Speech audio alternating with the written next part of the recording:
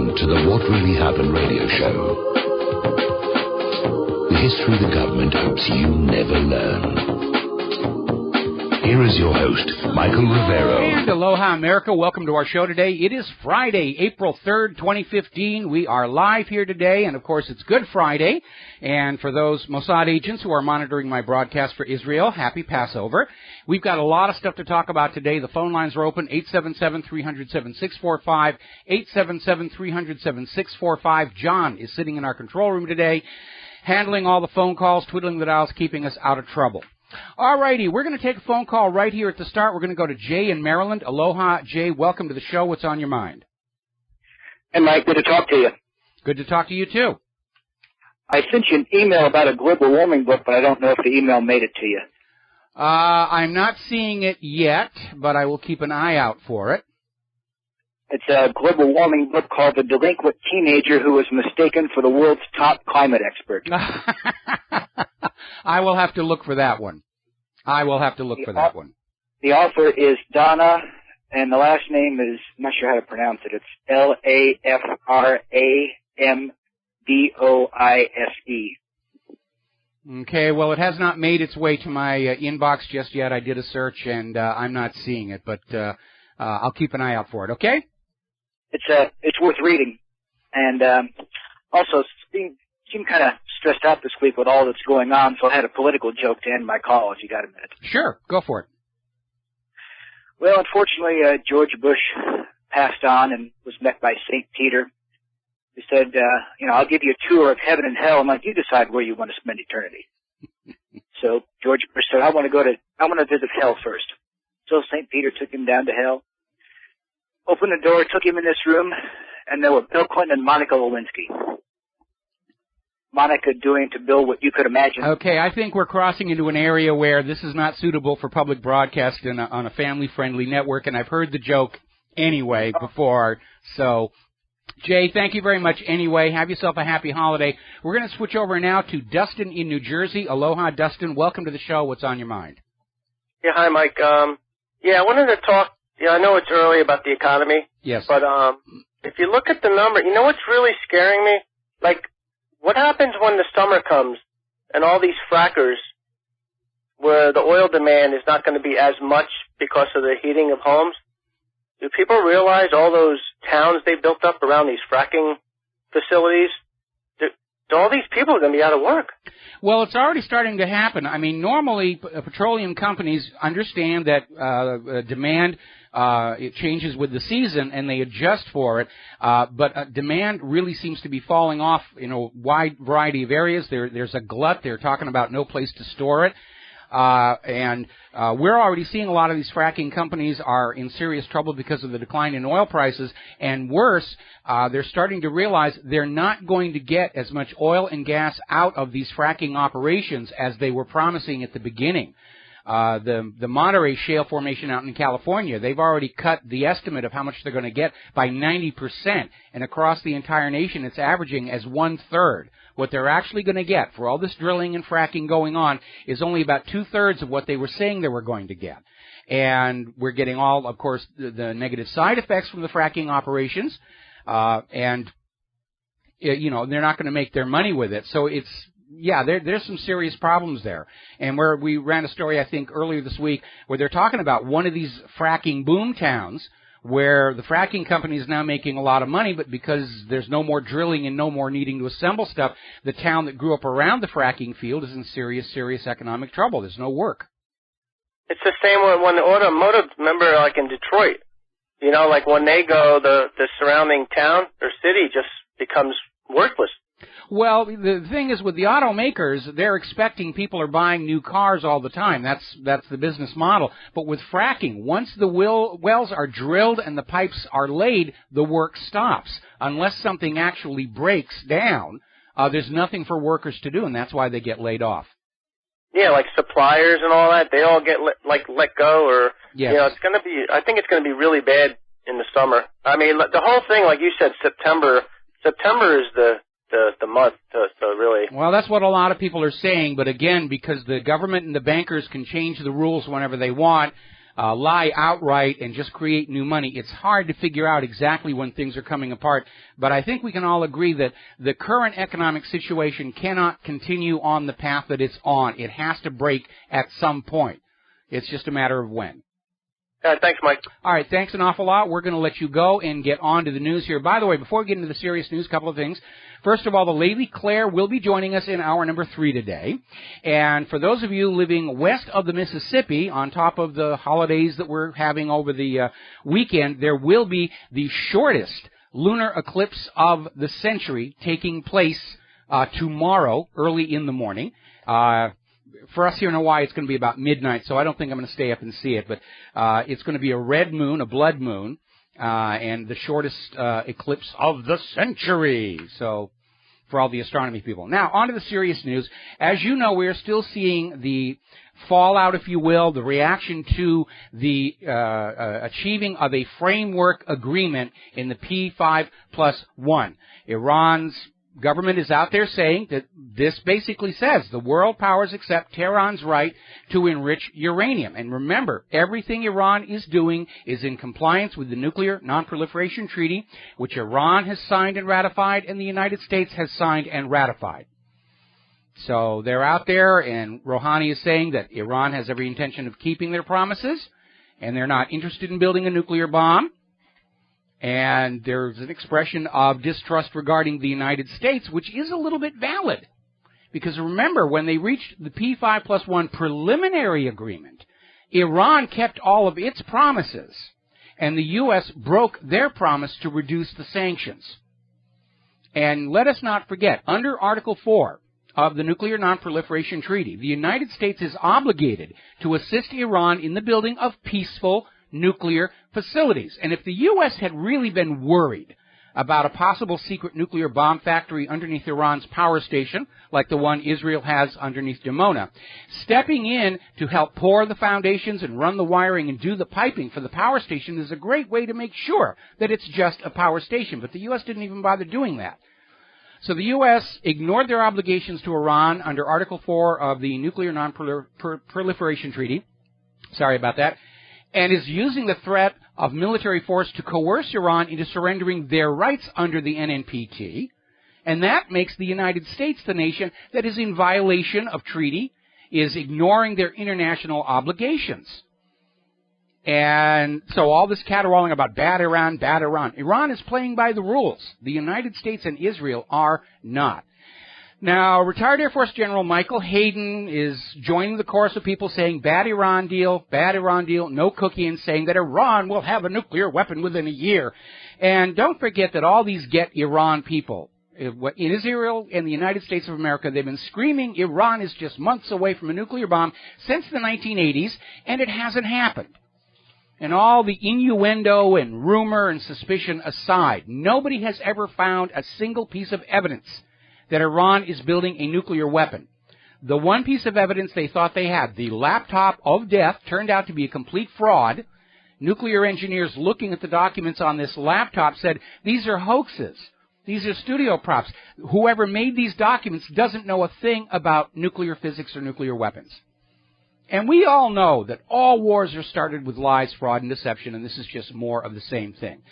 Now, in the wake of the intense pressure brought to bear on Iran regarding its potential ownership of nuclear weapons, a lot of people around the world, and even here in the U.S., are saying it's time to address this hypocrisy of the U.S. government being okay with Israel having nuclear weapons, but not Iran. Because there is no question. Israel is a nuclear-armed nation.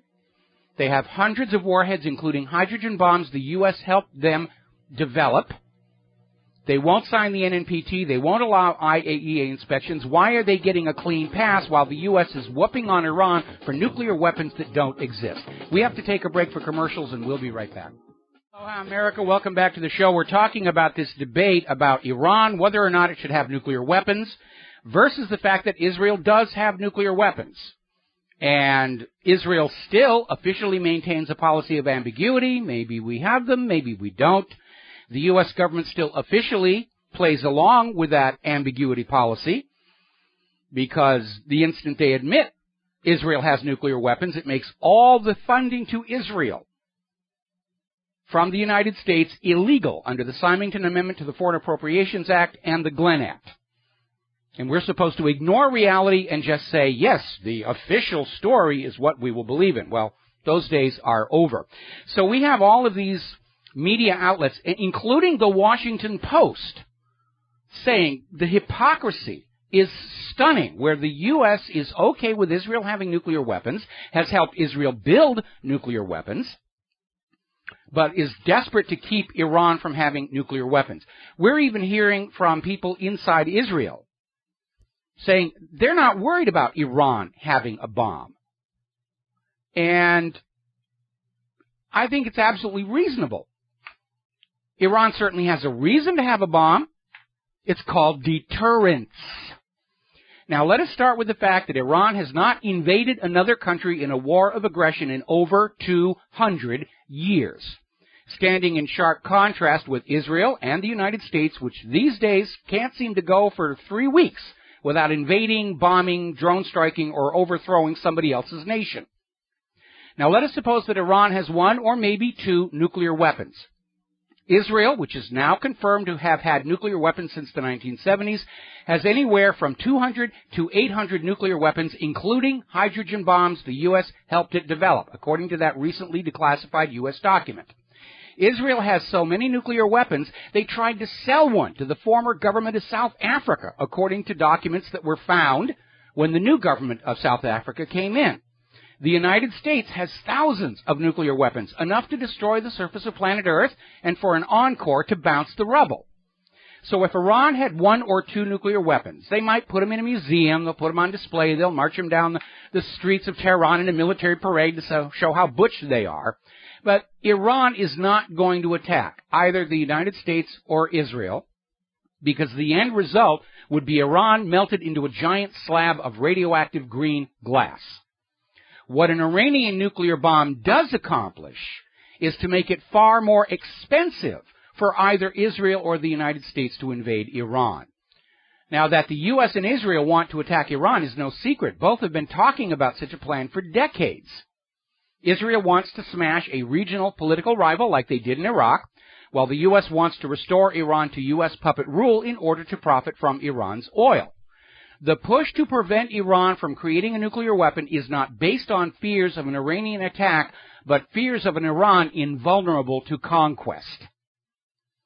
Now, for the rest of the people of planet Earth already weary of war after 12 years, allowing Iran to have a nuclear deterrent seems like a good way to tone things down, to reduce the possibility of these ongoing wars expanding into a true world war in which nuclear weapons will inevitably be used.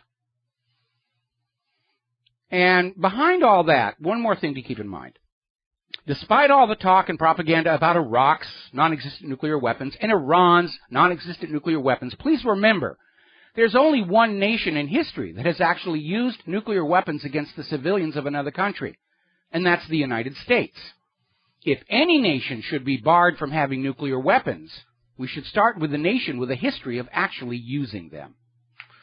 Now, we're seeing other articles from Foreign Affairs saying why Iran should get the bomb. And this is a growing trend. Remember, my parents' generation was sold on the development of this world-killing U.S. nuclear machine as deterrence to stop people from attacking us. Well, if ending wars are the objective, I think letting Iran have a couple of nuclear weapons to discourage invasion through their borders is the way to go. The reason the U.S. and Israel don't want any other nations in the Middle East to have nuclear weapons is to make it easier to take them over. That's what's going on here. And by the way, little postscript, speaking of Iraq, remember when Madeleine Albright was queried about how 500,000 Iraqi children had been killed in the economic sanctions and the multiple wars, and she said, well, that was worth it, because we got the WMDs. Madeleine, there were no WMDs. 500,000 children in Iraq died for absolutely nothing. Tell us, are you still okay with that? All right. We're seeing the counter-arguments over at the Real News. They're talking about better a war than an agreement, and they're talking about all these people who they want a war with Iran so bad They're not interested in agreements. They don't want assurances about nuclear anything. Their personal agenda is they need a war with Iran. Smash Israel's regional rival, bring Iran back under private central banking, force Iran to sell their oil only for the U.S. dollar, get back at Iran for kicking out the U.S. puppet the Shah in 1979. They're not interested in any other arguments. They just want that war. And for anybody who wants war in Iran, all I can say is, here's your rifle, here's your parachute. We ran out of the desert camo, so here's a bright day-glow orange jumpsuit left over from the CIA's torture centers. Watch your head climbing into that transport plane, and we'll call Tehran and tell them that you are on your way to kick their butts all by yourself. But the rest of us, we're going to sit this next war out. We're going to keep our kids safe at home. All right, we're going to grab ourselves a phone call here. John, I think this is John in Barbados. Aloha, welcome to the show. What's on your mind? Hello, Michael. Continuing along the lines of this projected war with Iran, they cannot really be serious. They've been hitting the nuclear facilities of Iran, along with Fukushima, Chernobyl, 3 Mile Island, and so many others. Are they serious? Do they want to contaminate the whole of the northern hemisphere with such radioactive waste? They don't care. The people who are in that war mindset, they just want victory, and the mess that's left behind is future generations have to clean that up. I mean, we still have areas here off the coast of Oahu, and John, don't worry, I'm going to take you through the commercial break into the next segment. We still have areas off the coast of Oahu marked on the maritime charts where you're not allowed to do any drag netting or even fishing, because down at the bottom of the ocean they still have all these drums of chemical weapons left over from World War II, unexploded munitions. And it's all still down there and leaking and causing who knows what damage. But once a nation goes to war, all they can think about is we must win, and it doesn't matter who gets hurt in the process, and future generations will just have to live with the mess. They still have the trenches of World War I all across the French landscape. That's the way these people think. Once they go to total war, victory is the only consideration they have. We have to take a break for commercials. John, don't hang up. I'm going to come back to you after these words from our sponsors. And aloha, America. Welcome back to the show here, and we're going to go right on back here to John in Barbados. John, what else did you want to say? Well, Michael, it's my belief anyway that we're already in a nuclear war. They may not be using equipment that goes bang with a big white flash, but every cruise missile carries hundreds of pounds of depleted uranium as a counterweight. Every bomb that has got that depleted uranium on the nose is spreading radioactive waste all over the place. Oh, they've been doing that. They've been doing that for quite a long time here, and the problem with that is when those depleted uranium munitions are in their metal form, they're sort of kind of safe, but when they hit the target and vaporize, it becomes oxidized, and every time there's a dust storm anywhere around there, it's in the air, and people breathe it in, they eat it, and they become permanently contaminated. Well, I believe that the use of this material is a heinous crime against humanity. It is contaminating certain areas for the next 4.9 billion years. Oh, they've already got an epidemic of severe birth abnormalities, not only in Iraq, but among our returning veterans who served over there and inhaled some of that stuff. And that's a big, deep, dark secret the Pentagon doesn't want to get out. But the incidence of these severe birth abnormalities in our returned veterans is multiples of what it is in the general population. It's also happening in Yugoslavia, where they used a lot of these munitions. I mean, it is a crime. It is a real heinous crime against humanity to use this type of material. I agree. And it goes on killing and deforming for millions, if not billions of years. And that's only the half-life, 4.9. Yes. So the killing will still go on after that period. Yes, depleted uranium is the gift that keeps on giving. The thing is, it's not depleted. All they've done is taken some of the material out by weight in a centrifuge, but the radioactive material that's left is... it actually gives off lower and slower radiation. That's why it lasts so long. Yeah, basically depleted uranium is what's left over from the centrifuges after you've refined out the enriched uranium to go into reactors and bombs, and it was piling up as a huge toxic waste disposal problem, so the U.S. just decided, well, we'll use it as bullets, it's better than lead, and we'll let the other nations we've conquered deal with the radioactive mess. I mean, I understand why they use it, because of the specific weight. It's got very high penetrating ability because it's so heavy. Goes through armor like butter. Yes, it does. Okay, anything else? Yeah, I wanted to make a comment on Iran. The Iranian president has said, as far as this agreement goes, we'll stick by all the provisions as long as the West does the same. And we know we can't trust America as far as we can throw it. That is the problem with this whole agreement here. And that's why Iran was demanding an immediate lift of sanctions, because back when the P5+1 preliminary deal was made, Iran kept all of its promises and the U.S. never did. Well, as far as I can see now, German business, because of the lack of business with Russia, is champing at the bit to get into Iran. Oh, not just Germany, all over Europe here. I mean, the EU is already talking about ending the sanctions against Iran. And, here in the U.S. they're saying more and more sanctions. Well, if only the U.S. is sanctioning Iran, the net result will be cutting off American businesses from Iranian markets and Iranian resources, and Europe will swoop in to fill the void. It's going to be like the Russian sanctions. It's going to cause more harm to our country than it does to our presumed enemy. Absolutely. Okay, Michael, I've said my piece. I hope you keep on doing the work. It's good to hear the truth through it. Well, occasionally. Thank you very much, and have yourself a happy holiday. We're going to let you go here. Now then, getting on back to the deal in Iran. The 5 key points about this deal. And remember, Iran has already come out saying that the version of the deal described by Obama in his speech yesterday has been distorted from what was actually agreed to at the negotiations. They're already trying to spin this to make it look like it's a victory for the U.S. and Iran is doing what we're telling it to do. Basically, Iran has agreed to limit their enrichment to 3.67%, which is what they need to fuel their nuclear power station.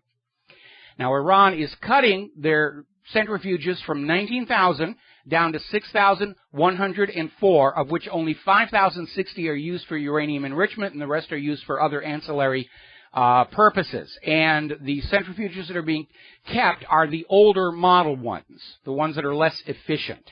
Okay? Iran is going to limit its uranium stockpiles to just 300 kilogram. IAEA will have access to all of Iran's nuclear facilities. Now that's a push, because under the terms of the Nuclear Non-Proliferation Treaty, the IAEA already had access and has had access to all of Iran's nuclear facilities. But for some reason they felt that needed to be reiterated, and Iran said, yeah, sure, okay. And of course the final point is the sanctions will be lifted if it keeps its end of the bargain. But that is dependent on the U.S. saying, we accept Iran has kept its promises.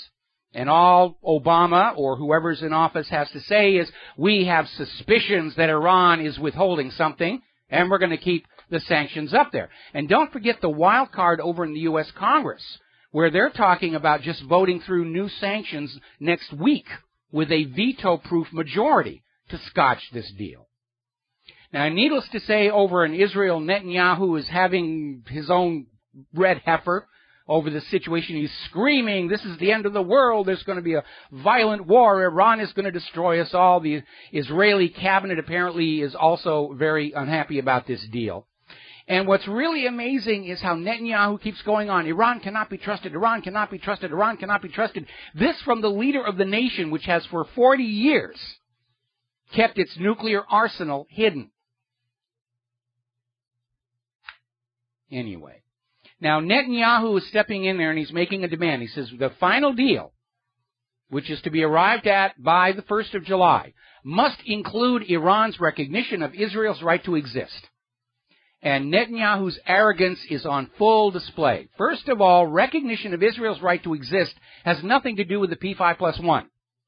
It's supposed to assuage everybody's concern that Iran is not building a bomb and restoring the sanctions. And Israel's right to exist is just not on the table. Okay?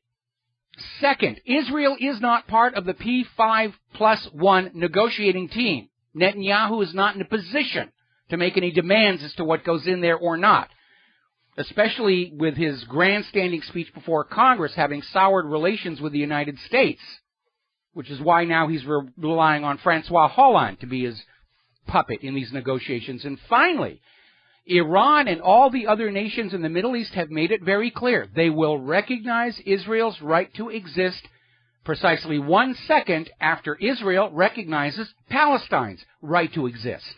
But as long as Israel maintains a policy of we have a right to exist but you do not, the situation will deteriorate. There's an inherent unfairness in Israel's approach. We exist, we have a right to exist, you don't. You never even existed. That's been a big part of Israel's propaganda. Oh, there never really was a Palestine. Yeah, there was a Palestine. I even have a Palestinian coin around here from before the creation of Israel. Alrighty, we're coming up here on another set of commercials, and when we come on back, more about Iran, more about human-caused global warming, more about Ukraine. The wars are just blooming all over. Spring is here, and the wars are popping up. We'll be right back. And aloha, America. Welcome back to our show here. Now, the people who want war with Iran have been laying it on with a trowel, and it's pretty thick. In fact, they're using the bovine excrement howitzer on this. Now, last month, Representatives Doug Lamborn, Republican from Colorado, and Randy Weber, Republican from Florida, circulated a letter to world leaders that claimed it was signed by 4 European lawmakers. See, we're all in agreement Iran must be smashed. Well, since then, 2 of those European lawmakers, members of Germany's parliament, have gone public saying they never even saw the letter. They certainly did not sign it. It's another hoax and a fraud. Remember, all wars in history are started with some kind of a lie, fraud, or deception. Torpedoes in the Gulf of Tonkin, Spanish mine in Havana Harbor. Oh, the Lusitania was carrying no weapons. So, now down in Ukraine, Poroshenko's in trouble. They're running out of money. He has angered the European financiers, the ECB and the IMF, who are trying to float Ukraine's economy along by spending a huge part of the last loan on building a defensive wall on the border between Ukraine and Russia. Hugely expensive, and if anybody remembers the history of World War II, probably not going to work. It's just another revival of the Maginot Line. Meanwhile, within Western Ukraine, polls are showing that the Ukrainian people have had enough of this civil war, this nonsense. Less than 1/3 of the people of Western Ukraine want Kiev to go on fighting to try and recapture the breakaway republics over in the east. Now, as you heard on the SRN news break, the Saudis are now parachuting crates of arms into Yemen, supposedly to give the people of Yemen weapons with which to fight the Houthis. And that's not going to work out too well. First of all, they're probably no more accurate with these crates of arms than they are with their bombs. Remember, yesterday they blew up a dairy factory and a refugee camp and the Russian consulate. What they want is enough guns on the ground for everybody to kill everybody. But they're still operating from the mindset that there are all these factions inside Yemen. And what they haven't picked up on yet is what's going on in Yemen is a repeat of what we saw in Iran in 1979. The people of this country got sick and tired of their imposed U.S. puppet ruler, and they pink-slipped him. Shah of Iran, President Hadi, get out. We want our country back. That's what's going on.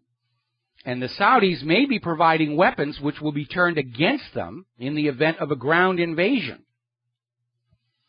Meanwhile, Tunisia is accusing Turkey of facilitating the travel of jihadists into Syria and Iraq. Everybody's playing these games. And remember, as far as I can tell, ISIS is no more real than Al-Qaeda. It's a made-up enemy to justify military intervention into countries that have not done anything wrong to us.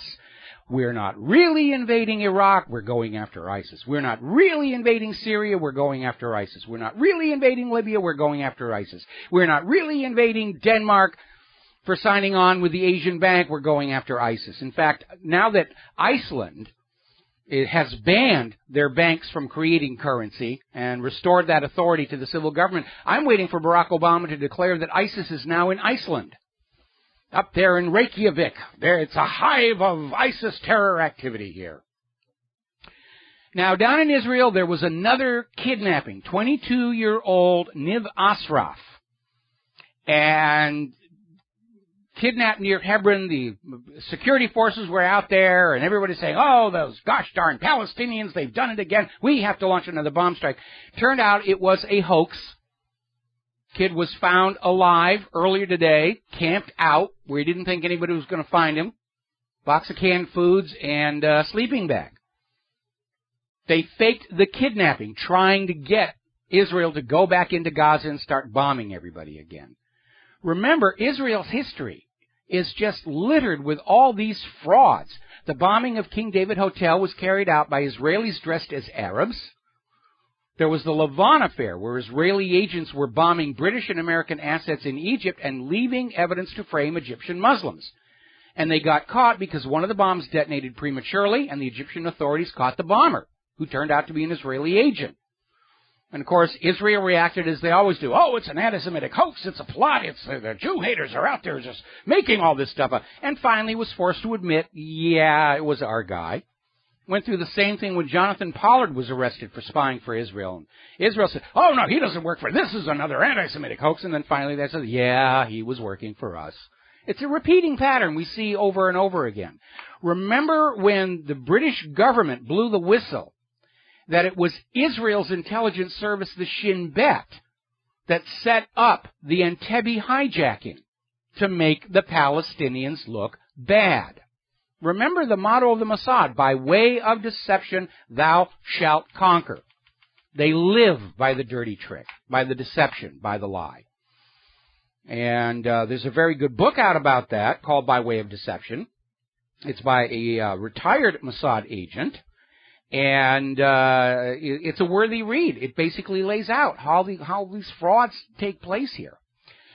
Now, turning back to Europe, as you know, the U.S. military staged this huge convoy all across the streets of Europe. Didn't put everything on trains and take it, which would be the normal mode. This was effectively a military parade to show Europe that, yes, America's here, we will protect you, and it backfired horribly.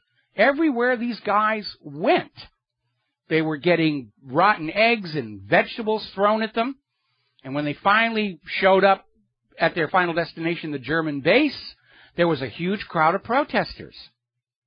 Did the U.S. government actually think that running U.S. military forces through Europe on the verge of a new world war on their front lawns was really going to win any positive support?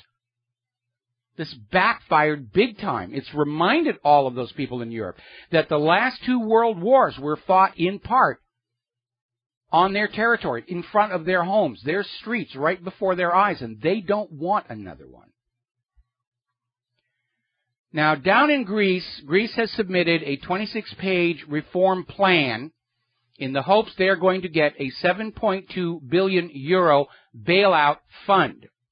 And they're already saying that basically this is a rock in a hard place because these reforms in this latest plan contradict the promises made during the recent Greek elections. And the Greek people will be very angry. And, of course, the credo of the money junkies is, screw the people, give us more money. You must make do with less so we can have more. You must make do with less so we can have more. Now, looking at Greece's situation, it is dire. Greece's biggest problem is actually treasury bonds. It's bought from the United States that it can't get redeemed and are losing value. The IMF repayments are second to that. But as of right now, if they do not get that 7 billion euros, they're in big trouble. They don't have enough cash on hand to pay the IMF the expected €500 million on April 9th. They may default. In fact, it looks more and more likely. And it looks like Greece is getting ready to do that because they're talking about plans to nationalize all the banks and create a new currency and just walk away from Europe and the IMF. And the instant that happens, all those credit default swaps sold by Wall Street against Greece's debt become due and payable. Wall Street doesn't have the cash to cover those claims. Who do you think they're going to get that money from? They're going to turn around and say, you, the American people, must bail us out again. And you, the American people, have got to be prepared to stand up and say, no, no more.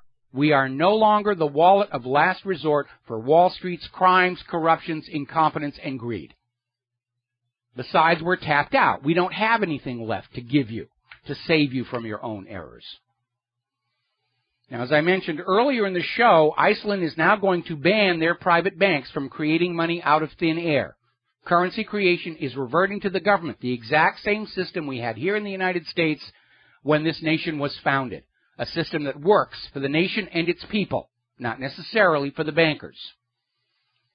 And as I said before, I'm waiting to hear the excuse why we have to invade and regime change Iceland now, because they dare to oppose the private central bankers. All right, there's the music. We got to take a break for news. We'll be back in a few minutes. And aloha, America. Welcome back to our show. Hour number 2. The phone lines are open. 877-300-7645.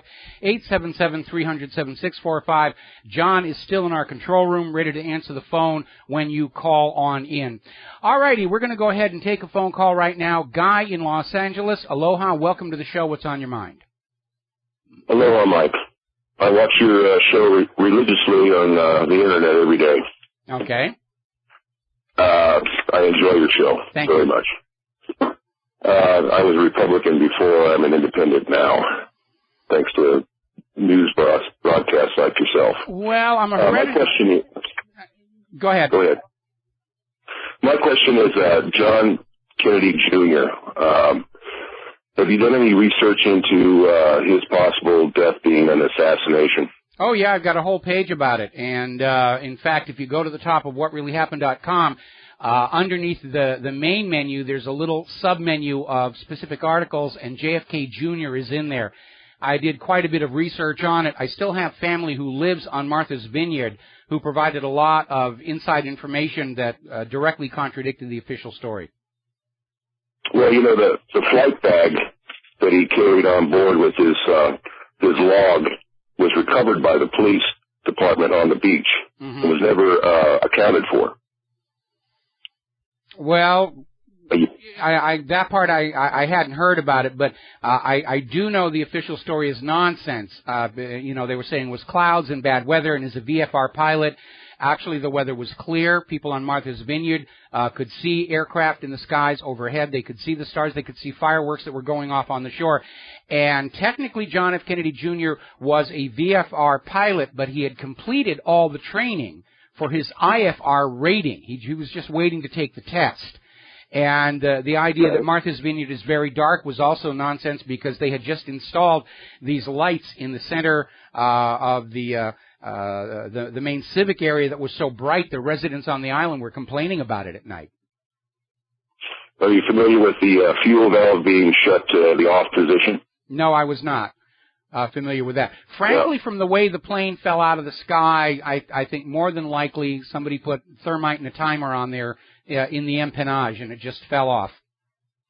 But again, see, here's the thing: if the fuel, which fuel? Because the airplane that he's got, there are 3 fuel valves, and any pilot who's flying an airplane is going to be turning those valves off and on in order to keep the fuel load in the wings balanced, to keep the plane level. So I don't think in and of itself that's a necessarily suspicious situation.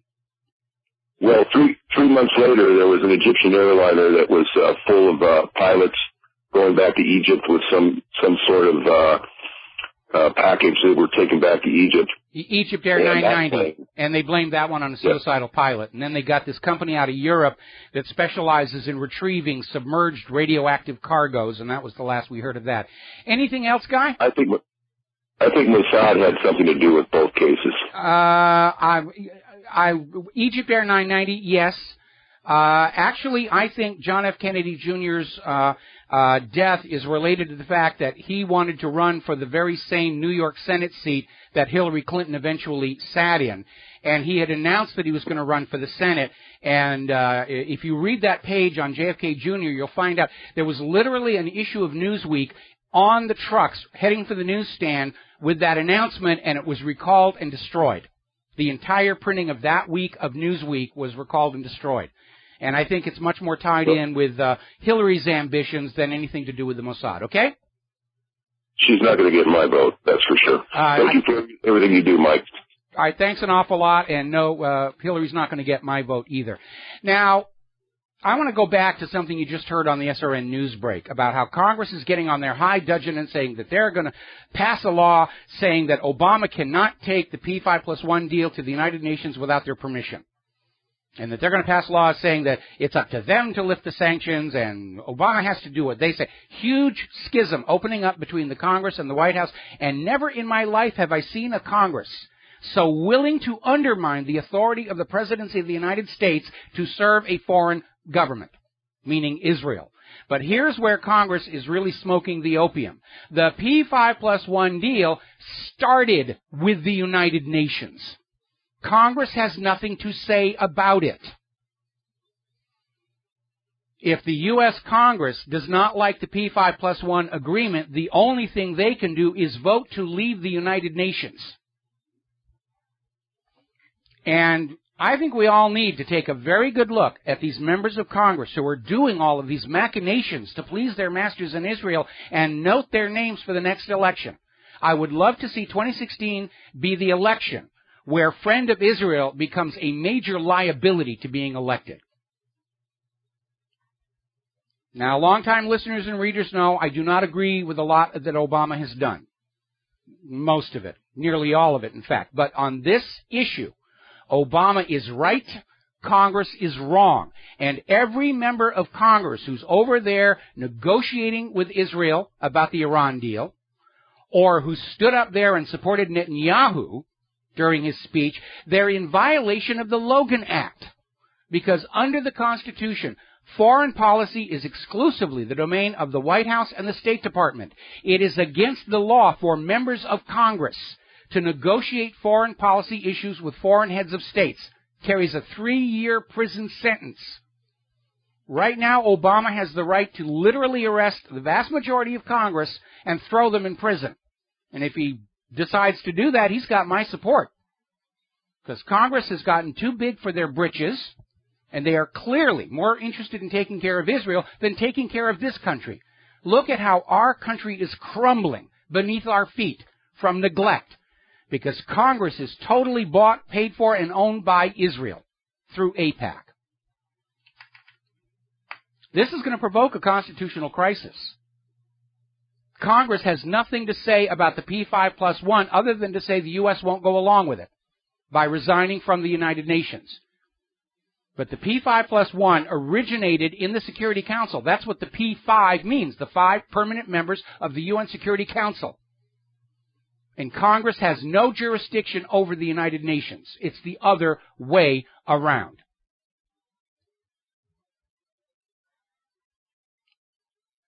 And I have never seen a Congress so openly trying to undermine a president to serve a foreign government in my life. Now, getting back to the economic news.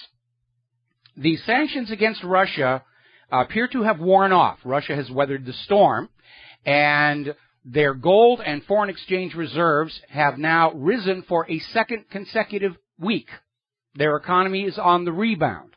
The sanctions are causing far more harm to Europe and to the United States, to Venezuela, to Canada, along with that oil price war.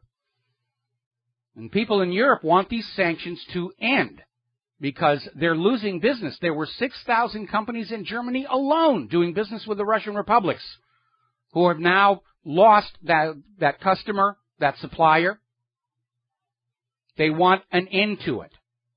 And if Europe ends their Russian sanctions and the U.S. keeps theirs, who's that going to hurt? It's not going to hurt Russia. Europe and Russia will be doing business peace through commerce, it's going to hurt the United States, meaning you. Shanghai traders make trillion yuan stock bet backed by debt. You'd think they would have perhaps taken a close look at how the U.S. messed up back in 2008 with the mortgage-backed securities. Austria has now joined the list of nations expressing concern whether their gold bullion stored at the Bank of England is in fact really still there. This is another major scandal about to blow. And we talked about it last year on America's Book of Secrets, the episode about the gold conspiracy, and everything we detailed in that show has now been proven to have been accurate. Got to take a break for commercials. We'll be right back. And aloha, America. Welcome back to our show here. We're talking about the economy here. Now, as you know, China and Russia are starting to do a lot of infrastructure development deals. They're building high-speed railways. They're reopening the Silk Road. And along with reopening the Silk Road for trade with high-speed railways, they're forming a new economic corridor between China, Russia, and Mongolia. And again, all trade does not go through the U.S. dollar. And what is behind all of these wars right now, started by the United States of America, is an agenda to drag the world back to Bretton Woods, where everybody had to go through the dollar for cross-border trade, where all natural resources are sold for the U.S. dollar, so that anybody wishing to do business in the world had to first come to the United States and either bring manufactured goods or agricultural produce to trade for those pieces of paper and ink, or borrow dollars at interest, off of which the Federal Reserve made vast sums of money. And now the world is turning away from dependence on the dollar, in large part because the U.S. government has used the dollar and the IMF as an instrument of foreign policy. They weaponized international commerce. Yes, the IMF will give you a loan, but in order to get the loan, you must allow GMO into your country, or you must allow our companies to come in and manufacture cars and not allow your people to compete. Things like that. And the rest of the world kind of got sick and tired of that, which is why we now have this China, Russia, Mongolia economic corridor, BRICS, the Shanghai Cooperative Agreement, the Asian Infrastructure Investment Bank, and more are on the way. The dollar no longer rules the world. And we're seeing an article over here in Investment Watch Blog. The core economy is moving to China. And all the West can do is blame each other for having let it happen. And there's a common sense approach to economics. When you're doing business fairly and ethically, other people, other nations will continue to do business with you. If you're constantly trying to get the upper hand, if you're cheating them, if you're trying to game the system to entrap them somehow, they're going to want to do business with somebody else. By the way, a little reminder, and this goes back to that talk about Israel being a nuclear nation. Right now, you, the U.S. taxpayers, are sending Israel $8 million every single day. All of it illegal under the Symington Amendment to the Foreign Appropriations Act and the Glenn Act. Now, those laws do allow the president to issue an exemption saying that, yes, we can send money to this nation which has nuclear weapons but has not signed the Non-Proliferation Treaty and does not allow IAEA inspections. No president has signed that because to do so would be to admit to the American people that, yes, the U.S. government has known all along Israel has nuclear weapons. Help them build them, in fact. Right now, and we still don't know exactly how much money Israel has taken from this country. There's the official funding, which is running about $3 billion a year. But Congress will vote to loan money to Israel and then very quietly forgive the debt. And that never makes the media. Plus all the private donations coming from inside the United States. But it's estimated the American people have sent to Israel more than 6-7 times the entire cost of the Apollo moon program. And we don't have a giant leap for mankind out of all that, or even a modern update to the microchip and Velcro, another technological fallout. Now, a company named Anthem Vault is going to launch another cryptocurrency or cybercurrency called Hayek Coin, this one backed by gold, in order to assuage concerns over the virtualness of other cryptocurrencies, such as Bitcoin. And I think at some point, we need to go back to a currency that is based on a unit of value, based on a commodity.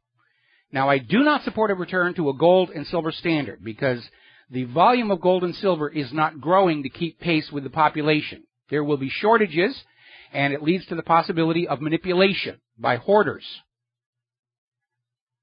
I still think we ought to have a unit of currency that's based on a unit of electricity, the kilowatt hour. Call it the electro, because obviously electrical generation capacity will be growing right to keep pace with the population. And if we actually say electricity is the value underneath our currency, there's going to be a strong motive for more efficient means of power generation, power transmission, and power storage. Now, down in Florida, they've just arrested a police officer who was writing up fake police reports on non-existent cases of identity theft, which then went to a credit repair company who would then contact the people named in these bogus reports and sell them credit protection services to clean up their credit histories. And the cop got a kickback. Now, up in New York, there was a recent incident where a New York police officer was chewing out an Uber driver. For those of you who don't know, Uber is a crowdsourced ride-sharing system that has come under fire by the commercial taxi companies. And this NYPD officer was just lambasting this Uber driver without realizing it was being caught on video. And as a result, the driver has now been stripped of his shield and his gun. And that's why so many police departments are trying to find some way they can say, no, you can't take pictures. We can surveil you. We can listen in on your cell phone with Stingray. We can have our radar that sees through the walls of your homes, but you can't videotape us. And yet, every time it's gone before a judge, the courts have always ruled police, while fulfilling their public duty on the public payroll out in public, have no right to privacy. And it is an exercise of your First Amendment to videotape them or take pictures. The cops don't like that. May I suggest that police who don't like being held accountable for their actions seek another line of work? Now, last week, Mark Pocan, Democrat of Wisconsin, and Thomas Massie, Republican of Kentucky, introduced bipartisan legislation, House Resolution 1466, to completely repeal the Patriot Act and end the police state. I don't think it's going to happen. And I would not be surprised if these two legislators got late-night phone calls from the NSA playing back recordings of their phone calls to Fifi's Phone Fantasies or something along that line. But at least Congress does understand just how reviled these draconian surveillance state measures by the government are by the American people.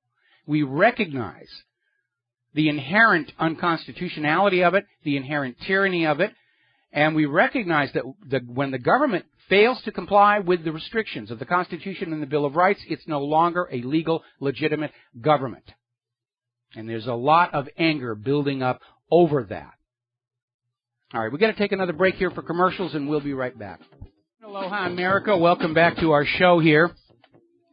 Now let's get on to Hillary Clinton and her numerous scandals. And as you know, Hillary's attitude right now regarding the email scandal is, I want you to see all my emails. That's why I completely formatted the hard drives of my private email server. But I've sent over the emails that I wanted you to see, and I'm perfectly willing to testify before the American people to explain it all away. Now, Larry Klayman, who's one of the many parties interested in these emails, and he's not looking at the Benghazi situation. He's looking at allegations that Hillary Clinton was leaking Israeli war plans to a reporter. Not sure why Larry would be that upset about it, but it does show a lack of judgment on Hillary's part. Here's the situation. Larry Klayman wants the physical server for forensic analysis. Clinton's lawyers are saying it's absolutely pointless. Trust us. These things have been cleaned off. You will never, ever see anything there at all. Apparently, Klayman is going before a judge to look at possible ramifications of Hillary's failure to deliver subpoenaed materials.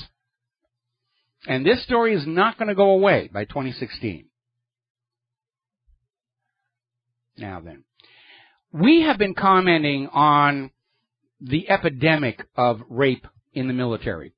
And we know personally, serving uniformed military people who have been subject to attempted attacks or actual attacks. And it's a real scandal. And we understand this is a bunch of people that are being sent into other people's countries to basically destroy the place. So it's kind of hard to say that they need to be moral, cool soldiers, but that's the lie that's being sold to the American people. Our soldiers are good, their soldiers are bad. But it is a lie. And apparently there is a huge stink going on regarding a lawsuit filed in Virginia federal court. 4 active duty and former service women have brought to the attention of court this songbook, which is in the normal binding of the United States Air Force document. It's stamped on the front, not for official use, but apparently it's a songbook with new lyrics for well-known songs that basically talk about bodily parts of women, various sexual practices. I can't go into too much explicit description here. But the argument of these women is it's hard to tell the public that you're trying to get the sexual assault under control at the same time the officers are passing around and having fun drinking sessions, with this songbook full of these songs. Now, under the First Amendment, anybody wants to write a dirty lyric for a song, that's just well and good. But it does sort of underscore that the real culture inside the armed forces is not what is being told to you, the American people. And responding to one friend and the stories they were telling, it basically made their branch of the military look like a college frat house with heavy artillery on the roof from the way they were behaving. Over in France, ever since the Charlie Hebdo attack, they're talking about we need to censor the net. We have to censor the internet and get those terrorists and get all the rest of that. Well, France is starting to carry that out, but they're not going after the terrorists. Apparently, French lawmakers have now criminalized websites that they say encourage eating disorders by glorifying very skinny women. What's that got to do with the war on terror? And it already tells you that France is going to take this excuse of terror and use it to simply shut down websites they do not agree with, for any reason whatsoever. It's the slippery slope. Now, freedom of speech is an absolute. You either have it or you don't. If only some speech is free, that's permitted speech. That's not a right. That's the government authorizes you. And I had the same comment about that story earlier in the week, where a young man on a college campus was handing out pamphlets, and he was told he had to get a free speech permit from the school administration. The school had to approve the content of what he was handing out, and he was confined to a free speech zone. That's not freedom of speech. That's controlled speech. It's permitted speech. Free speech is absolute. And if it's freedom of speech to make fun of Islam, it's also freedom of speech to make fun of Judaism or Christianity. It's an absolute. And that means that if you are a supporter and defender of freedom of speech, you have to protect the people who are out there shouting things you don't agree with, or you're just being another hypocrite. Now, the way free speech is supposed to work in a mature society is Party A will say, I think this, and Party B will stand up and say, I disagree because, and you have a debate between the two opposing points of view, from which the audience can decide for themselves where the truth lies.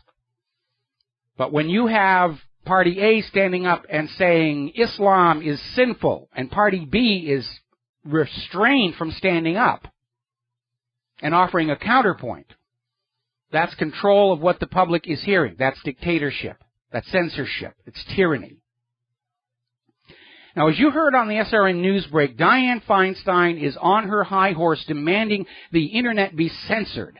of pro-terrorist websites like Inspire and terrorist manuals like the Anarchist Cookbook. Well, first of all, we all know Inspire is a propaganda front, because they're always headlining Adam Gaddan, the American Al-Qaeda, who is a phony. His real name is Adam Perlman. He's the grandson of a member of the board of directors of the ADL. He's a phony. And so is Inspire. It's out there so they can point to it and say, see, the radical Muslims have their own website, their own online magazine. They're talking bad things about you. It's a fake. It's an absolute fake. So is the Anarchist Cookbook. That's been around for a very, very long time. And it came out and was in the alternative bookstores about the same time the U.S. government was starting to push this agenda of a domestic terror threat. And they used it back then and said, see, this Anarchist Cookbook proves there are Americans who are planning bad things for the U.S. government. Now, a word to the wise. The Anarchist Cookbook does contain a lot of recipes and formulas. And they are bogus, especially the ones for the explosives. Anybody who understands chemistry, anybody who understands explosives, and before I worked in visual effects, I worked in special effects, and I had a powderman's license. These recipes for explosives in the Anarchist Cookbook are missing key stabilization ingredients. These recipes are written to blow up in your face, demolish your garage, so the media has another headline of, oh, a domestic terrorist died in a explosion making a bomb that he was going to throw at nuns or some such nonsense as that. If you have a copy of the Anarchist Cookbook or you download it from online, do not try those formulas yourself, even just to play. They are not stable. They are not safe. And the media would love to have your bloody body to wave at the American people and say, see, there's another domestic terrorist. That's why we have to spy on you. Remember the Black Panther coloring book? This is more of the same. Now then, the cybersecurity bill, CISA, Big Brother, just got bigger. And apparently it's talking about colleges who are giving college credit for online activism. Now, we already know the government of Israel pays Jewish students to sit at home. They don't have to go work at the fast food restaurants and post pro-Israel propaganda to the web. And by the way, they're out in force today trying to support Netanyahu's saying this Iran deal is bogus and we've got to have a war. But apparently now American universities are starting to do exactly the same thing. If you go online and do whatever and they track you on it, you can get college credits for it. All right, we got to take another break for commercials, and we'll be right back. And aloha, America. Welcome back to the show. And last year, I issued several NSA encryption challenges, total of 6. And none of them were ever solved. And I put it out there to illustrate that for all the spying the NSA is doing on law-abiding citizens, they are absolutely impotent against real criminals and real terrorists who know better than to use smart devices with backdoors on them and will develop their own secure means of communication. Not one of the challenges was ever broken. And the NSA had a motive to do it because they want to discourage people from developing their own systems of encryption. Because if you know what you're doing, you can defeat them. Decoding an encrypted message is a 2-step process. First, you have to find the method. Then you have to find the key. Of the two, the first one is hardest. The Allies could not break the German Enigma code until they captured a machine and learned the method. After that, they were able to build this giant calculating machine to brute force the keys. Alan Turing designed that. And then they slapped him around after it was all over. Well, now I'm looking at this new website down in Australia, and they have come up with their own encryption system called Toplip. And they have issued a challenge backed by 250,000 Australian dollars. And the deadline for breaking the code is September 30th of this year. And if you can break the code, you're going to get $250,000 Australian dollars, which is not too shabby. So a lot of people are starting to realize the best way to protect yourself from the government coming in and stealing your business secrets, which they've been caught doing, from the government coming in and drooling over pictures of your significant other in states of undress, which Edward Snowden says they do all the time. You've got to learn enough coding and use the example codes that I provided as a starting point. Don't copy mine off and just use them because the NSA has those, but learn how to write these very simple encryption systems and keep your method secret. Because if the NSA doesn't have the method, all the computer power in the world will not break that message. It just isn't going to happen. I'm glad to see other people are starting to get into this developing of their own private code systems. I'm trying to come up with a public key version of the 10,000 Monkeys code, which was, I think, the strongest one of the ones that we came up with here.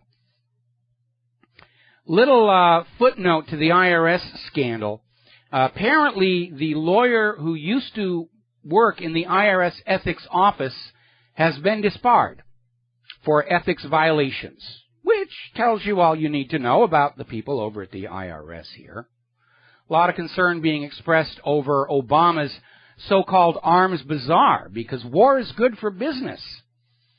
And the American defense contractors out there they're selling weapons all over the place. Or they're trying to, actually.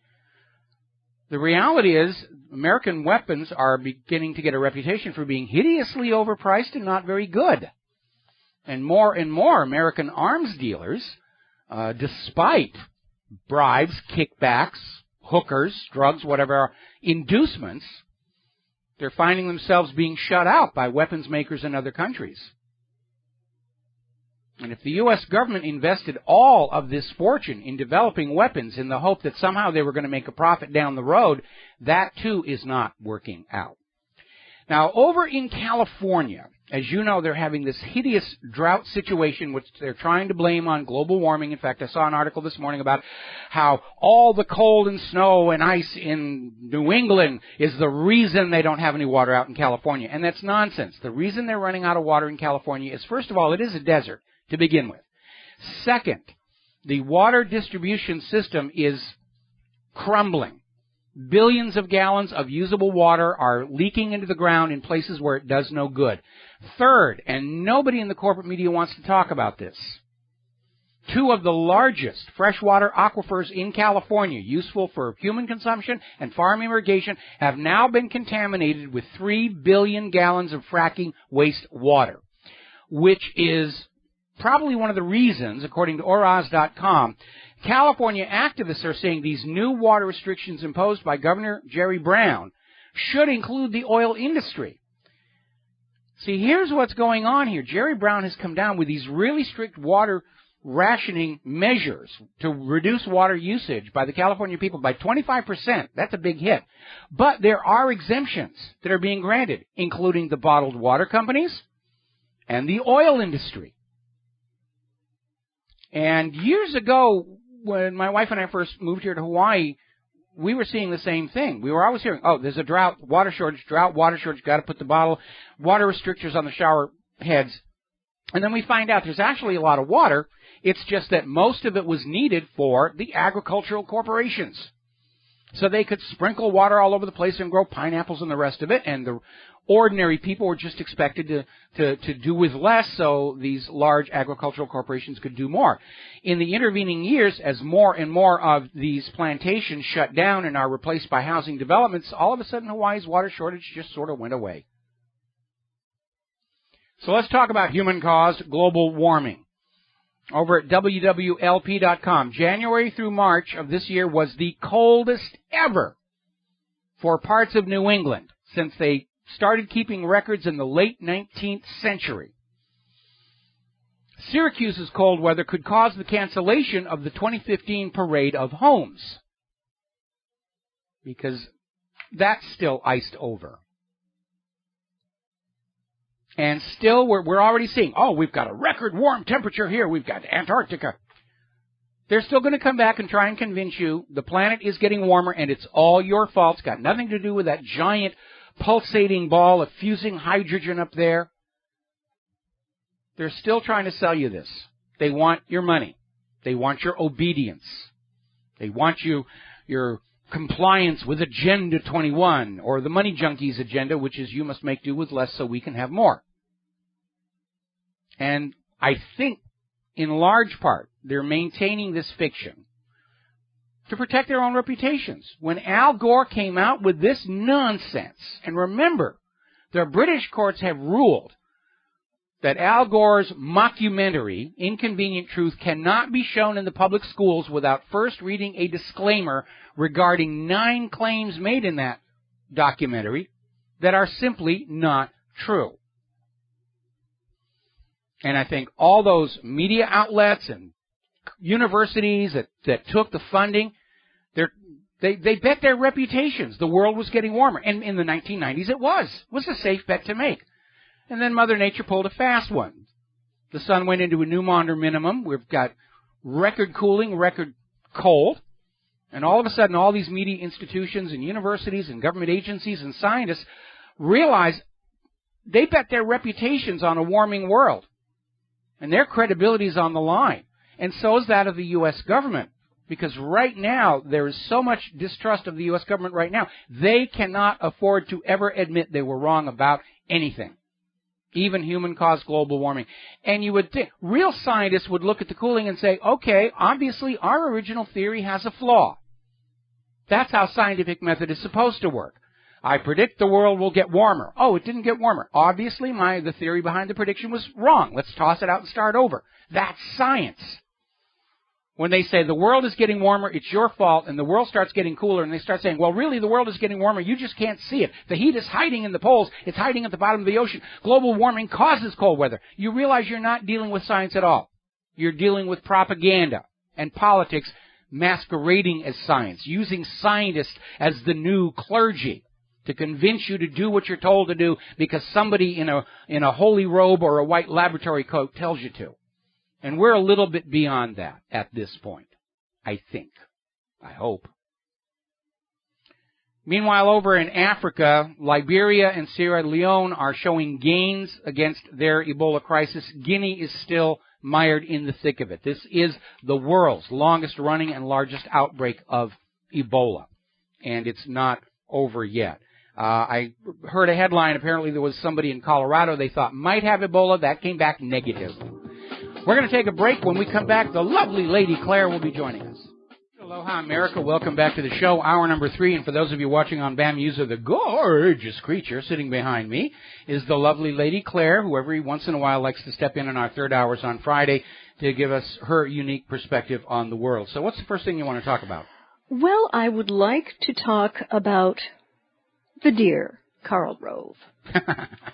That dear, sweet, saintly gentleman.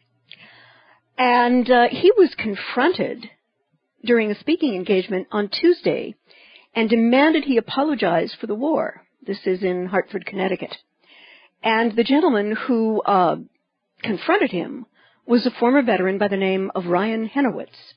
And he is quoted as having said, "I've taken responsibility for my actions and dealt with my demons while advocating for a peaceful resolution to a war that was an act of aggression with no clear goal. Will you apologize to the millions of fathers and mothers who lost children on both sides of this useless war?" And here's what Karl Rove said.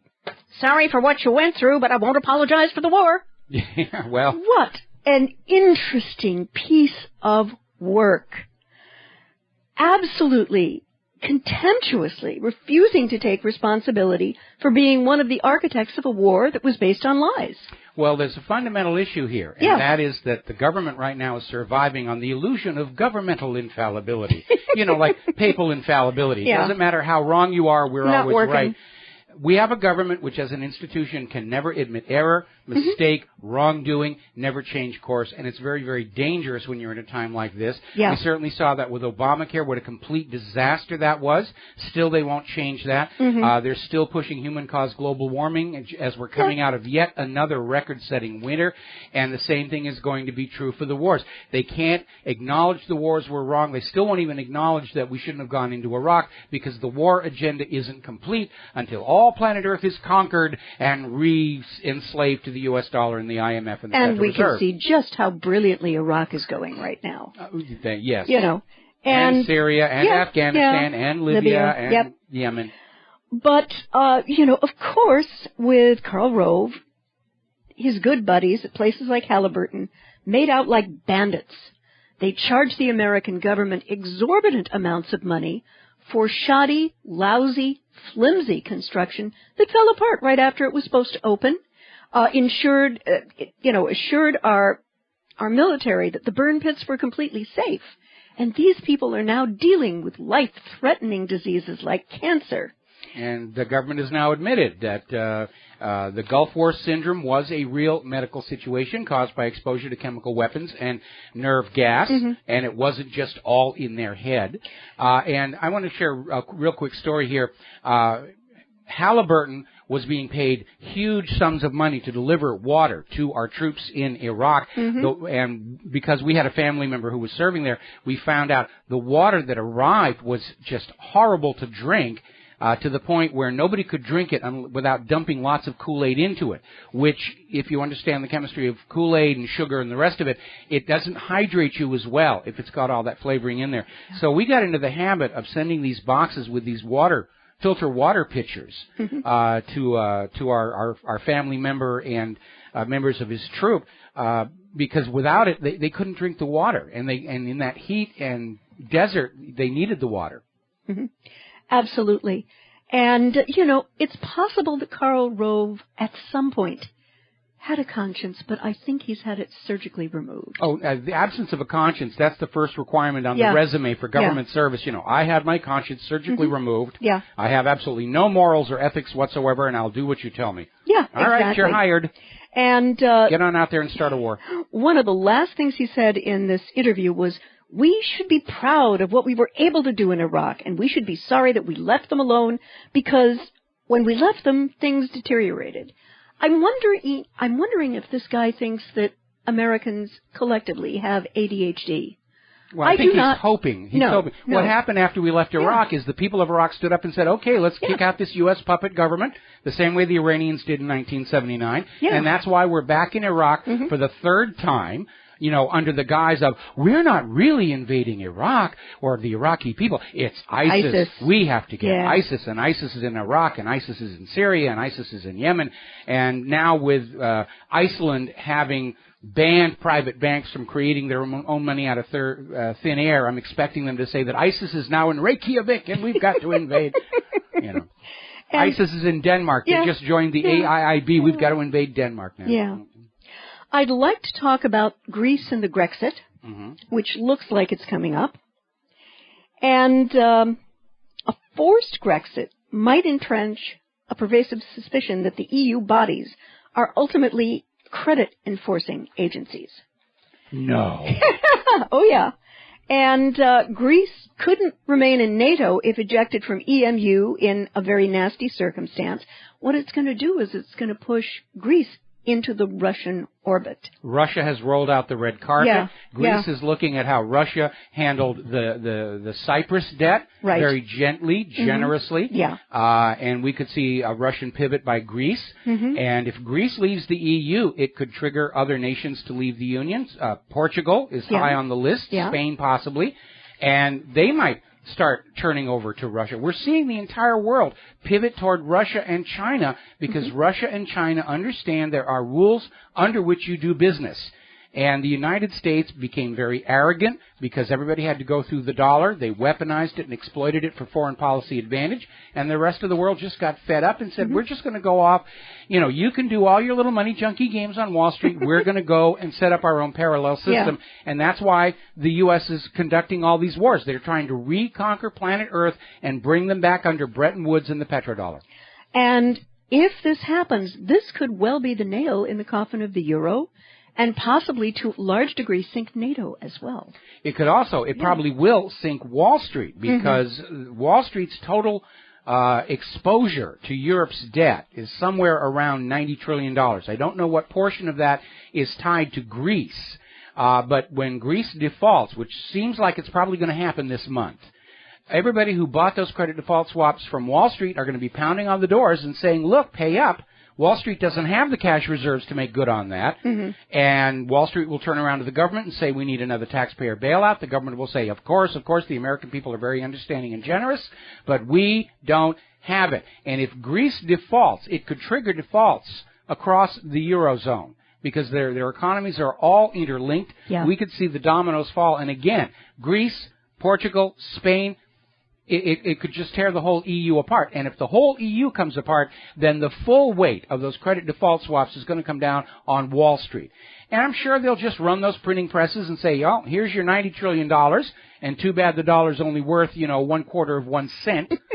But that's our way out of it. It looks good on the bookkeeping. It looks good on the ledgers. It's absolutely disastrous for everybody trying to use the dollar. We'll be in Zimbabwe territory carrying around paper notes in our pocket that say $100 trillion on them.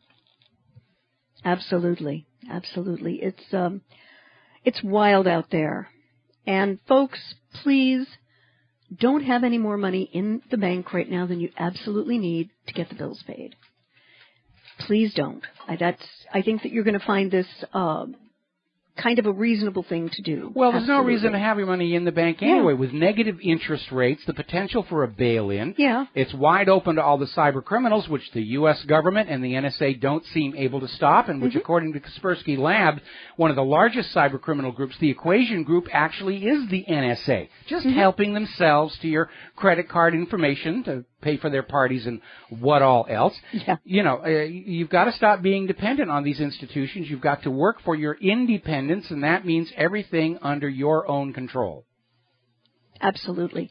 I'd like to take a little bit of a jump. How are we doing on time? We're about ready to hit a commercial break, so don't quite jump yet. Don't jump. You're young. You've got lots to live for. We'll be back after these commercials. Right. America, welcome back to our show here. And Lady Claire, your next topic is? Next topic is that Thailand has a junta which has replaced martial law with absolute power. And it appears that the Thai people are going to have no control and no say over what's going on with them. What they did was they introduced what's called Article 44 of the Interim Constitution, which gives Prime Minister Prayuth Chan-ocha unchecked authority over all three branches of government, every aspect of law and order, and absolving him of any legal responsibilities for his actions. It's the King of Siam. Oh, excuse me. I'm so sorry. It's the King of Siam all over again. Okay, we're okay? I can put your volume back up? Yeah, I'm so sorry. I apologize to all the newly deaf people out there. I'm so sorry. Okay. All righty. Hold it. Are you okay? I can turn your volume back up? I think so. All right. Do you want to take a minute? I got things to talk about. All right. I'm going to do a couple of stories. Apparently, Claire's having an issue. All righty. Let's see. Oh, my goodness. The phone lines are starting to light up here. Before I take a phone call, here's a story. Johns Hopkins is being sued by 800 people for $1 billion. And apparently this is the aftermath of a horrible experiment carried out by the U.S. government more than 65 years ago. Down in Guatemala, these people were deliberately infected with sexually transmitted diseases under the guise of receiving treatment for something else, just to see what would happen. Remember the Tuskegee syphilis experiment? They did the same thing in Guatemala. And they weren't told. There was no informed consent. And now they're suing. And that's another reason for you to not let them just stick you with a needle and say, this is for your own good. No, it isn't. Provably not. It could be very, very bad for you. All righty, we're going to grab a phone call here. We're going to go with James in Tokyo. Aloha, James. Welcome to the show. What's on your mind? Aloha, Mike. I was sleeping during the first 2 hours of your show, so I'd appreciate it if you could just repeat everything that you said during the first 2 hours.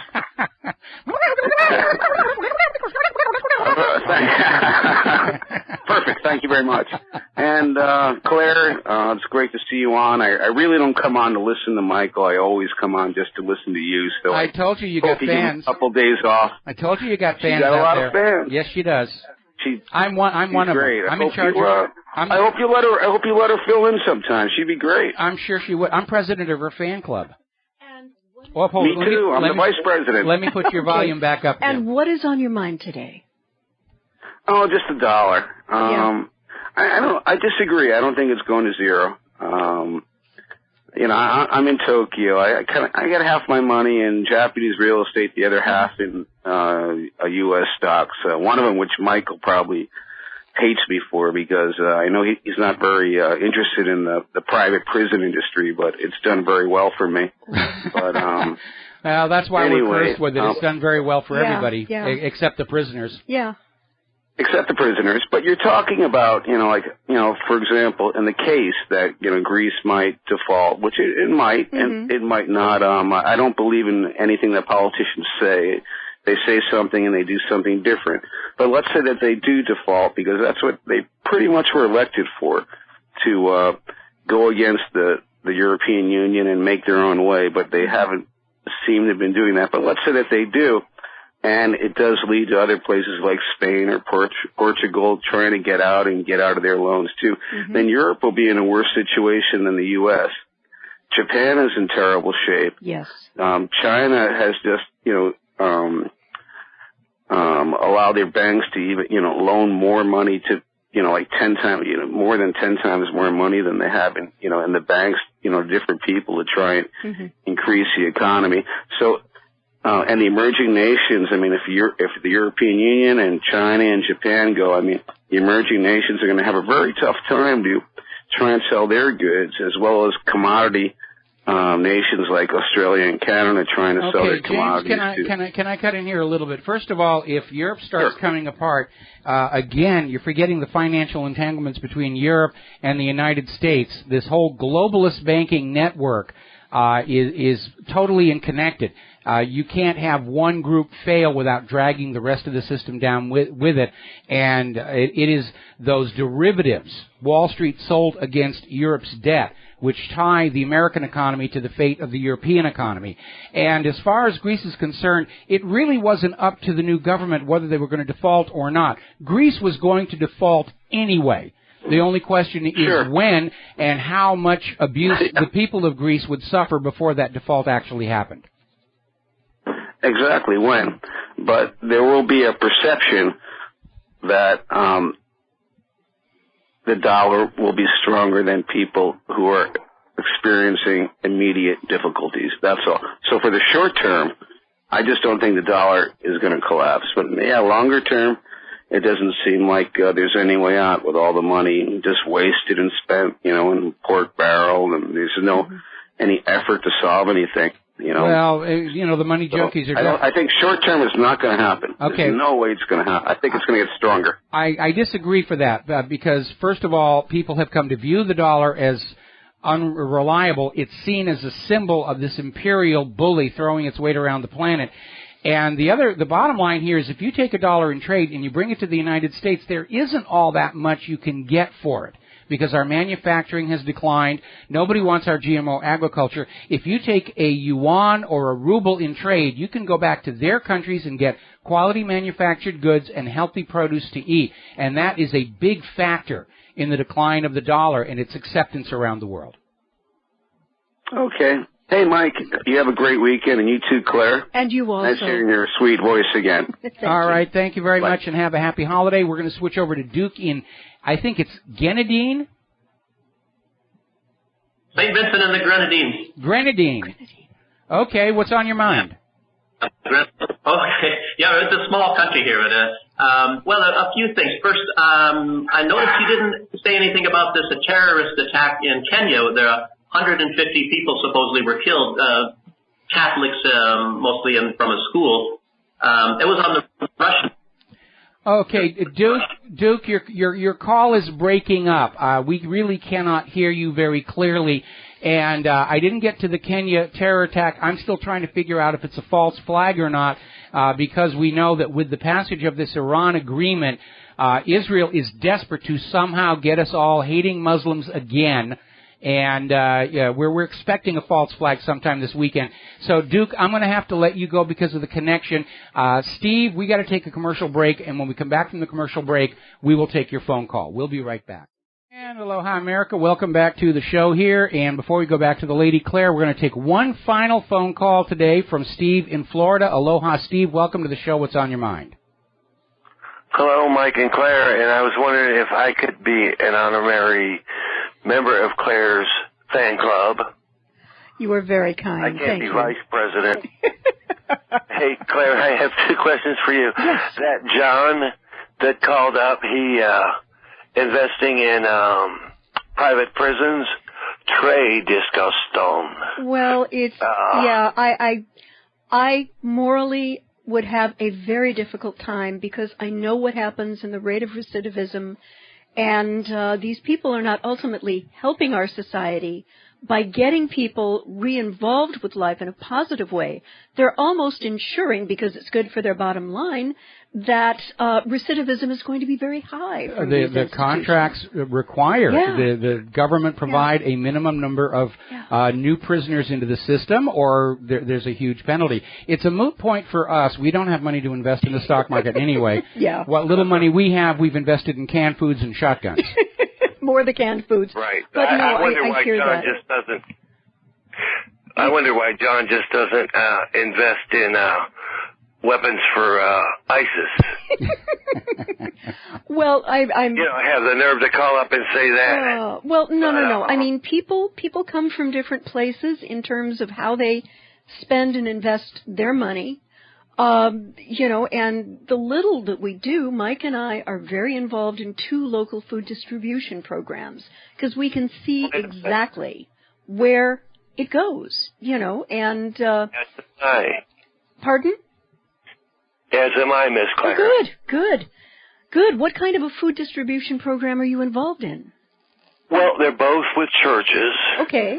Never have enough. Yeah. And it's heartbreaking because, you know, these people are basically living out in the woods. Yeah. And because, and they're often, thrown out of the woods, but they don't want them anywhere. It's like they have no place to go. It's terrible.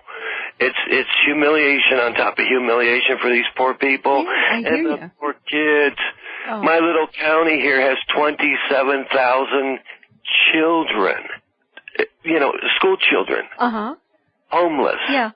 Oh, that makes no sense. It's worse here in Hawaii. I mean, they're always trying to chase out the homeless. What are they going to do? Walk back to California? And well, what are they going to do here? Well, we're on an island. We're in Hawaii. What are they going to do? Take a step, come up for air. Take another step, come up for air. Take another step, come up for air. And there's a very interesting thing that the state of Utah has been doing, and it's like Utah, who knew? But they are taking care of their homeless problem because they've figured out financially it's cheaper to house these people in apartments. Yes. And try to get them reconnected with society, but there is no penalty if for whatever reason they can't get the job, can't get a job. And the state of Utah has found out it's cheaper. You know, somebody from Utah needs to go to Salt Lake City, needs to knock on the door of your state and county and say, hey, this is what it's costing you now, but take a look at what we're doing. And I believe that the numbers indicate that by 2017, there will be no homeless people in Utah because of this program. I think that's fantastic. Well, Utah understands something very fundamental. The proper business of the government is the people of the nation. Yeah. Unfortunately, for most of our government at all levels, and especially Washington, D.C., they see the business of the government as making the people in the government rich.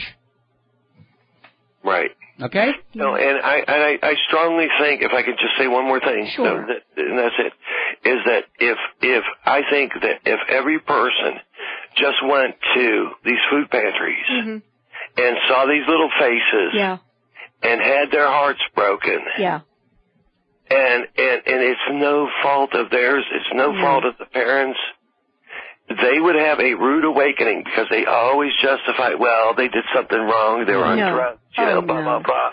I mean, these people have a car to live in if they are lucky. Yeah. Same here, and bless you, by the way, for your involvement with these programs. I really appreciate it. Bless you, too. It takes, I hate to use the quote, but it takes a village. Oh, jeez. I hear you. I hear you. Listen, take care. Have a wonderful weekend, all righty?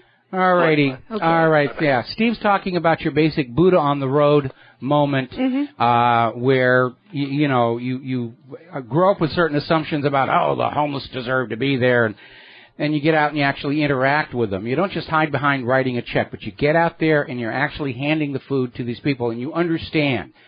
They didn't do anything wrong. They're victims of a predatory financial system. They don't deserve what happened to them. They haven't done anything. It was done to them. They're merely victims in this rapacious wealth machine run by the money junkies. Okay, what did you want to talk about next?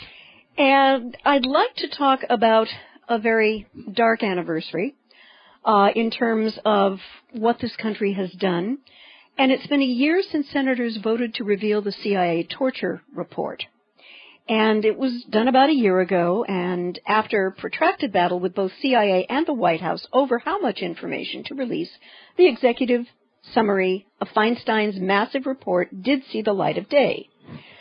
But it didn't set off a violent backlash overseas, and in the days, and this is from HuffPost, in the days after the report's summary, a majority of Americans continue to believe the CIA's actions were justified. Whoops! Hello! Where did that study come from? I want to see the numbers. Who was polled? Who said that they thought that the CIA torture was justified? Well, you need to remember that polls in this country come in two flavors. The internal polls are the ones that really find out what people are thinking, but the external media polls do not measure public opinion. They try and manufacture it by saying the vast majority of your fellow Americans approve of torture. They believe in human-caused global warming, bombing Iran, and they're there to basically manufacture public opinion by convincing you that everybody around you thinks thus and so. But we have seen these polls discredited time and time and time again. We run our own polls on the website. I don't think anybody, who's not on a government paycheck thinks torture either works or is appropriate. These are war crimes for a very good reason. Yeah, and, I mean, we know people who are serving in our military right now and family, and no thinking person that I have talked to believes that torture is justified under any circumstances. And when the U.S. either authorizes torture or outsources it, here's what happens. The rest of the world despises us because those alleged values we say we hold dear, peace, democracy, and basic human rights, are seen as being observed in the breach, not in the practice of those values. And number two, when the U.S. government tortures or outsources torture, it gives carte blanche to every world leader who doesn't like us very much to torture our American military and civilians in their countries. And those in the military or who have friends or family in the military, please think about that for a while.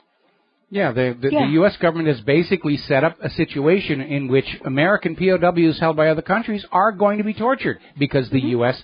started it. And we're in a situation, and again, I know you hate to think about this, but in this current rush to a new world war, we're the bad guys. 50 years from now, the world will look on the Stars and Stripes with the same revulsion our generation looked on the swastika. I don't want to see that future for future American generations of children to have to live with that guilt, but that's the way we're headed right now. And let's see, we got 10 more seconds. We're going to do another commercial break. We'll be back with our last segment of today's Good Friday Happy Passover show after these few words. Aloha, America. Welcome back to the show. Last segment of our program on this Good Friday, start of Passover, whatever other holidays are fitting in here as well. And Claire, you had one more thing you wanted to talk about. Yes. This is from antiwar.com, which is a very intelligently written, sober pro-peace site. Israeli officials feeling furious over Iran nuclear deal. And the question to me is not what Israeli officials are feeling, but what they are actually prepared to do to keep this deal from having a chance to survive. Now, the other day, speaking to public radio as crunch talks were going on for the nuclear program, and they were continuing in Switzerland, a gentleman who is the intelligence director for Israel, Yuval Steinitz, said Israel would seek to counter any threat through diplomacy and intelligence, but and I'm quoting him, "If we have no choice, we have no choice. The military option is on the table." So basically Israel's going to bypass all efforts at peace by going in and starting a war with Iran. Then Israel will step back and beckon to the U.S. government to say, look, you've got to save us from the Iranian retaliation, as you agreed to do. And so once again, Israel's going to start a major war that your kids are going to be killed and crippled, cleaning the mess up from.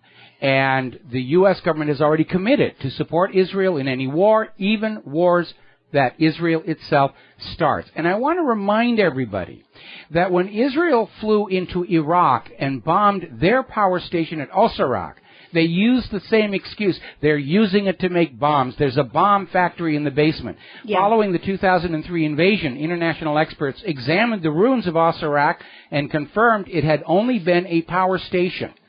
Israel was absolutely wrong in their allegations, so why are so many members of the United States Congress listening to Israel now? Well, because AIPAC writes very generous campaign donation checks every election. Oh, yes, definitely. Israel has bought the United States Congress, and the United States Congress is going to sell your children into the military service of Israel to go after Iran. And I would like to remind our listeners and our viewers of the 6,000-pound gorilla draped over the Bechstein piano. That's Russia. Folks, just in case you missed it, earlier this year, Russia and Iran signed a military accord. And many of Russian officials, both military and civilian, have said any threat to Iran will be construed as a threat to Russia. So if... Sort of a reversal of the Kennedy Doctrine. Yeah, and... I think that Netanyahu needs to perhaps think about that and maybe calculate how angry Russia is going to be. Oh, see, Netanyahu doesn't need to calculate that. He's going to start the war and then he's going to step back. I mean, his goal is to get all the world's Christians angry at all the Muslims and let the Christians and Muslims kill each other off, and Israel will just stand back laughing at how stupid we all were and be ruler of the post-war world. Now, there is also something that is a fact that you don't hear about much, and that is that in Iran, we have one of the oldest, longest practicing Jewish communities in the world. And in any kind of an attack, these Jewish brothers and sisters of Netanyahu are going to get maimed and killed. Do they not matter? Oh, they're useful. If they're dead and maimed, they're useful.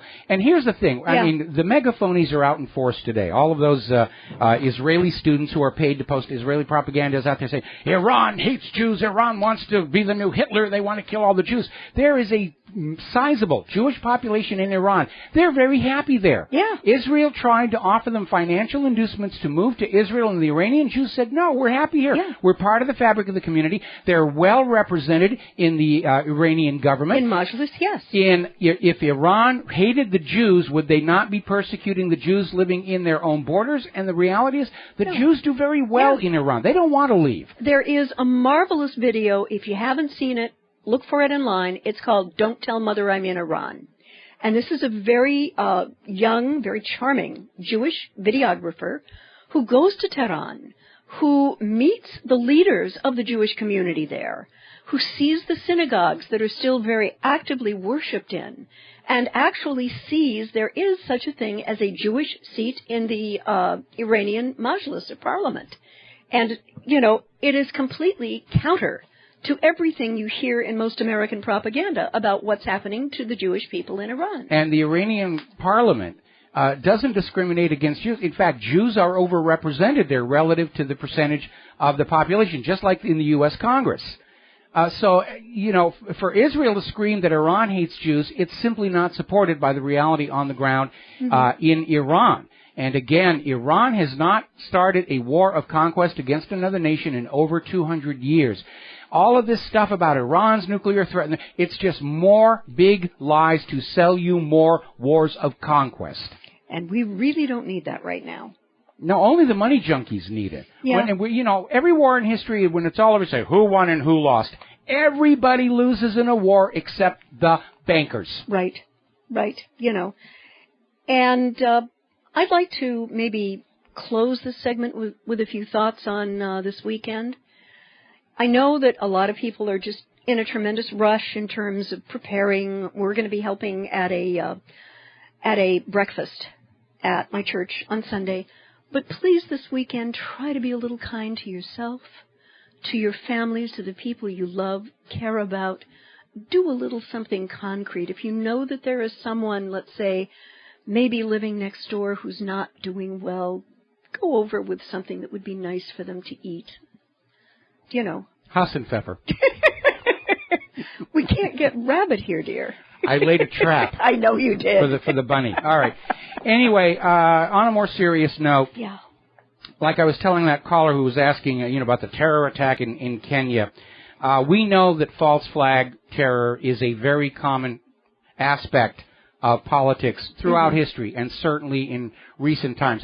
I am very concerned that the war hawks in the United States and in Israel are desperate to get the war against Islam going. Yesterday, when the deal was announced, Fox News dropped this whole thing about bad Iran nuclear and immediately shifted gears back to radical Islam is a danger. They're coming to kill you all. And the reason I suspect this Kenya situation is another false flag is because the media is pounding on how many Christians and Catholics were killed in this. Yeah. And again, if there is a big bang, whether it's Kenya or anywhere else, and the media says, oh, it's the bad Iran, it's the bad Muslims, I guarantee you it isn't.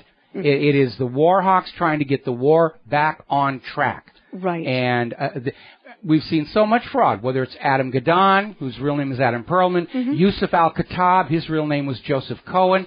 It's all theater to convince you that we're good, they're bad, and we therefore have a right to go and kill them all and let God sort them out. But I think we've had enough killing. And by the way, if God really exists and needs somebody dead, he can do it himself. He doesn't need me or you or your kids to kill in his name. You can drop another asteroid on somebody like you did for the dinosaurs. But it's like we're slipping into a new dark ages where they're trying to get the war going on the basis of religious fanaticism, the Christians against the Muslims. And, we didn't really do too well in the last dark ages, and I don't think we really are going to do all that well in this one. And again, it's all driven by greed and ambition and the desire by the elites to rule the world and say, I'm king of the world. And they're perfectly willing to murder 1/5 of the globe's population if it means the surviving 4/5 go back to being loyal, obedient, unquestioning slaves. Right. That's how they view this. As a numbers game. We'll kill this many people and the rest will just snap up. Napoleon did it with his own troops. The decimation. If they lost a battle, he just picked 10% of the troops at random and have them shot. That's how these tyrants think. Anyway, we're down to the last minute. Do you have anything else you want to add? Oh, yes, I do.